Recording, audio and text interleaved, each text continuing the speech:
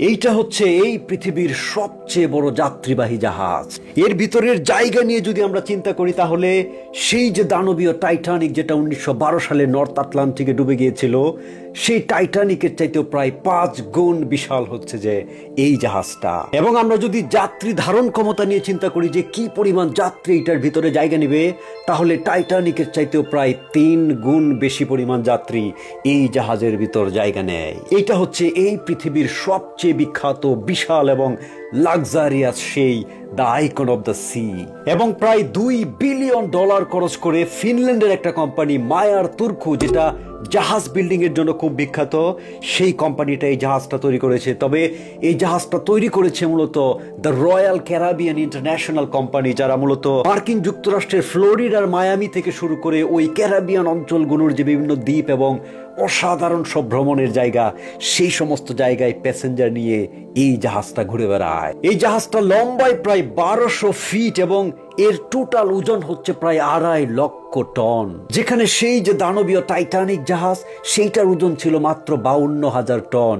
কিন্তু এই জাহাজটা হচ্ছে সেই টাইটানিকের চাইতে প্রায় 5 গুণ বেশি ওজন। সবচেয়ে মজার ব্যাপার হলো, টাইটানিক জাহাজটা যেখানে ছিল মাত্র 11 তলা বিল্ডিং এর সমান উঁচু, সেখানে এই the icon of the C, যেটা সেই রয়্যাল ক্যারিবিয়ান ইন্টারন্যাশনাল কোম্পানির আন্ডারে চলে, এটা প্রায় 18 তলা বিল্ডিং এর সমান উঁচু। এবং সবচেয়ে ভয়ানক ব্যাপার হলো, এই জাহাজটা চলতে গিয়ে পানির নিচে প্রায় 30 ফিট পর্যন্ত ডুবে থাকে এই জাহাজের।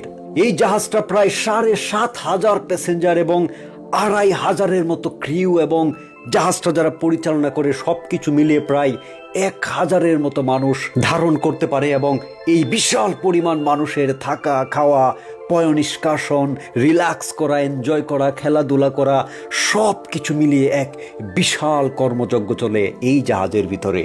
সবচেয়ে অবিশ্বাস্য ব্যাপার হলো, এই জাহাজে এমনও ফ্যামিলি টিকিট আছে, এমনও কিছু এইটার ভিতরে ফ্যামিলির জন্য হাউস সিস্টেম আছে, যেটার ভাড়া প্রতি সপ্তাহের জন্য প্রায় 70 থেকে 80,000 মার্কিন ডলার। তবে মজার ব্যাপার হলো, আপনি যদি কখনো সেই যে ক্যারিবিয়ান অঞ্চলের আশ্চর্য সুন্দর দ্বীপগুলো, সেইখানে যদি এই জাহাজে ঘুরতে চান, তাহলে আপনি $1,000 দিয়েও সিঙ্গেল টিকিট পাবেন এবং কোনো একটা দ্বীপ কিংবা চমৎকার জায়গায় সেই মার্কিন যুক্তরাষ্ট্রের ফ্লোরিডার মায়ামি থেকে শুরু করে ল্যান্ড করতে পারবেন সেই জায়গায়। আপনারা হয়তো বা টাইটানিক সিনেমায় দেখেছেন যে বিশাল টাইটানিক যখন ছুটে যাচ্ছে, মনে হয় যেন ছোট ছোট নৌকাগুলো একেবারে তার ঢেউয়ের কারণে ডুবে যাবে, অথচ সেই টাইটানিকের ইঞ্জিনের শক্তি ছিল মাত্র 46,000 হর্স পাওয়ার।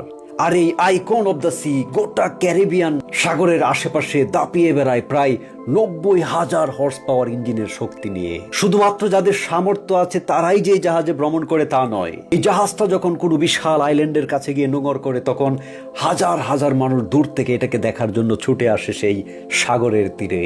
এবং রাতের বেলায় আপনি যদি কখনো এই আইকন অফ দ্য সি জাহাজটাকে দূর থেকে দেখেন, আপনার মনে হবে যেন এক টুকরো সিঙ্গাপুর কিংবা এক টুকরো আধুনিক শহর ভেসে যাচ্ছে গোটা অন্ধকারময় সমুদ্রের ভিতর দিয়ে।